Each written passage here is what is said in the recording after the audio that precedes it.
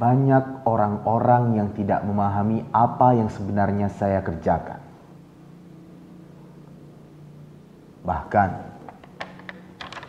banyak orang-orang yang tidak peduli dengan apa pekerjaan saya. Pekerjaan saya seakan tidak menarik karena berbicara tentang masa lalu. Kerjanya pun di tempat-tempat sunyi. Namun, sebenarnya sangat diperlukan. Pekerjaan saya menghabiskan waktu bersama naskah-naskah kuno. Ya, saya seorang filolog. Tugas seorang filolog meneliti naskah-naskah kuno atau juga disebut manuskrip.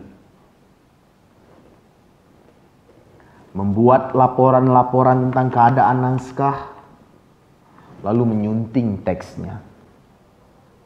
Filolog bukan hanya harus memiliki kemampuan ahli bahasa ataupun ahli naskah, tapi seorang filolog juga harus mampu mentransliterasikan naskah-naskah ini ke dalam aksara Latin, yang pesannya agar bisa dicerna, disimak, dan dipahami dengan baik oleh generasi milenial sekarang. Tapi sayangnya, tidak banyak jumlah filolog di negeri kita ini. Mungkin kalian berpikir, kenapa kita harus peduli dengan naskah-naskah kuno?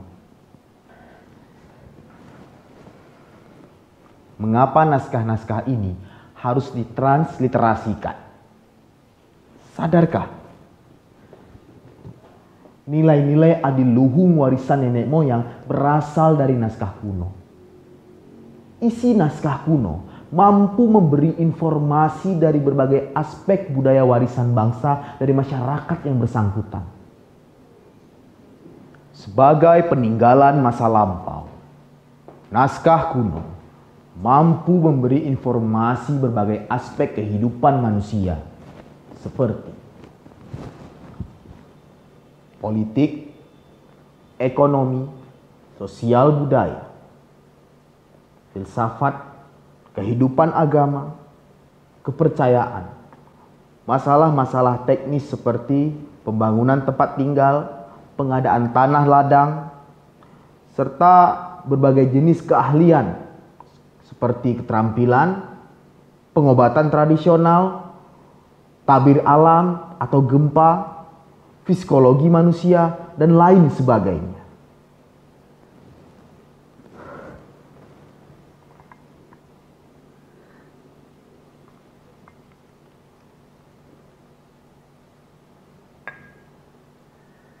Naskah-naskah ini penting, baik secara akademis maupun secara sosial budaya. Ini merupakan kebanggaan, identitas, dan warisan budaya bangsa yang berharga.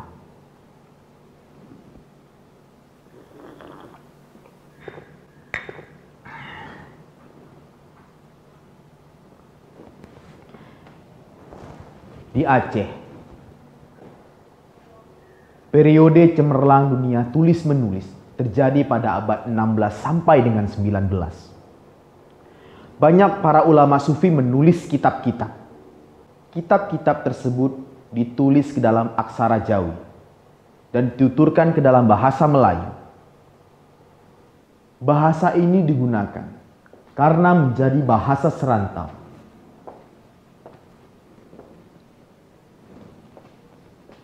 Salah satu kitab yang ditulis ialah Mushaf Al-Quran kuno, yaitu pada abad ke-17.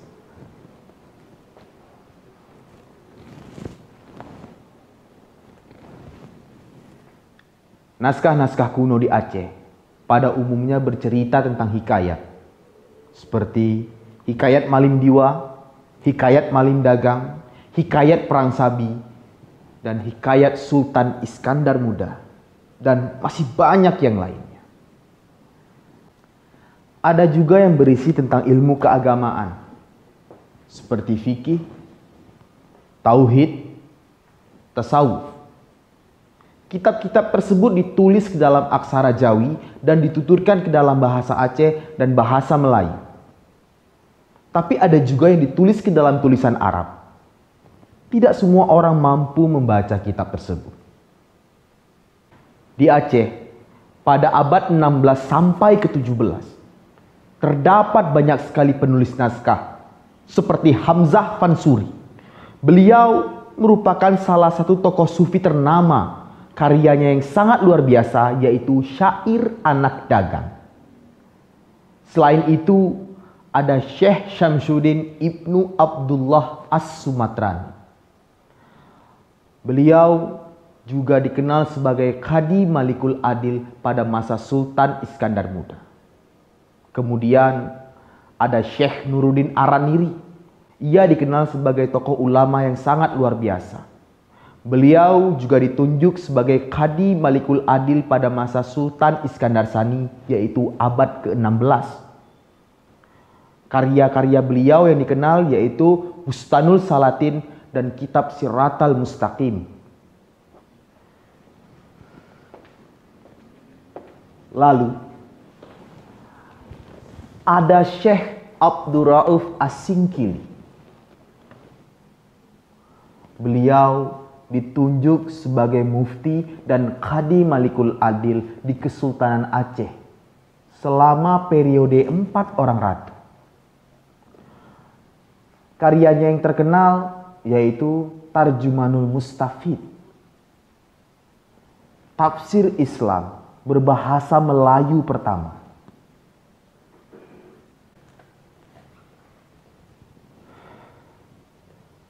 Karya-karya mereka tidak hanya terkenal di Aceh, tapi di seluruh Sumatera, Semenanjung Malaka, bahkan sampai ke Thailand Selatan. Karya-karya mereka juga memulai peradaban Islam seperti di Pulau Jawa, Sulawesi, Kalimantan, Nusa Tenggara Barat, Kepulauan Buton, hingga sampai Papua. Naskah kuno Aceh lainnya, yaitu tentang pelaksanaan hukum, atau yang dikenal Safinatul Hukam. Kitab ini ditulis oleh Syekh Jalaluddin Tursani, seorang ahli fikih kenamaan yang ditunjuk sebagai Qadi Malikul Adil pada masa Sultan Alaiddin Johansyah.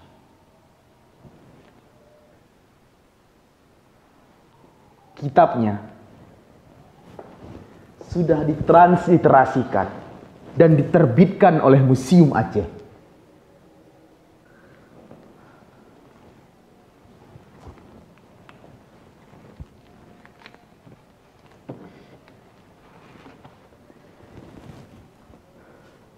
Betapa hebat dan gigihnya para ulama-ulama kita terdahulu.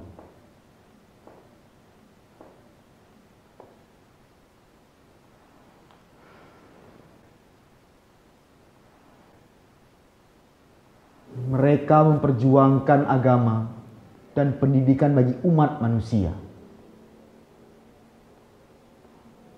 Naskah-naskah itu tidak ditulis dengan mesin cetak, tapi ditulis dengan tulisan tangan. Kitab-kitab Al-Quran mereka tulis dengan tangan mereka sendiri. Dengan penerang seadanya. Dengan harga kertas yang sangat mahal. Dibeli dari Eropa dan Cina. Jika dibandingkan dengan generasi kita sekarang,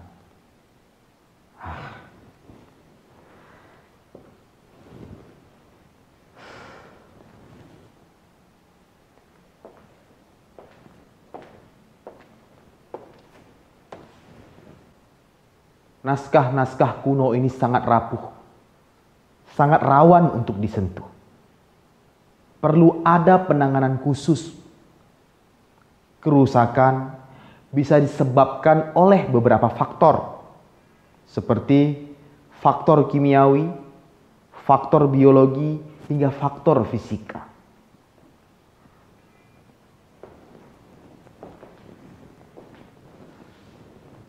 Untuk menjaga kelestariannya, perlu dilakukan preservasi fisik terhadap naskah kuno, agar informasi yang di dalamnya dapat digunakan secara optimal dengan cara melakukan konservasi dan restorasi. Selain itu, yang tidak kalah pentingnya ialah perlu dilakukan preservasi teks terhadap naskah. Pelestarian terhadap isi naskah dapat dilakukan dengan cara digitalisasi, katalogisasi, riset, serta disalin ulang atau dialih aksarakan. Museum Aceh sampai saat ini di tahun 2020 sudah memiliki 2000-an naskah kuno, 500-an diantaranya sudah dilakukan digitalisasi. Semoga saja ke depannya lebih banyak lagi masyarakat, khususnya kaum muda, yang peduli terhadap sejarah, terkhusus naskah-naskah kuno. Karena bangsa yang besar adalah bangsa yang mampu menghargai sejarahnya. Oh iya, saya lupa. Masih banyak naskah-naskah kuno yang tercecer dan belum saya identifikasi lagi.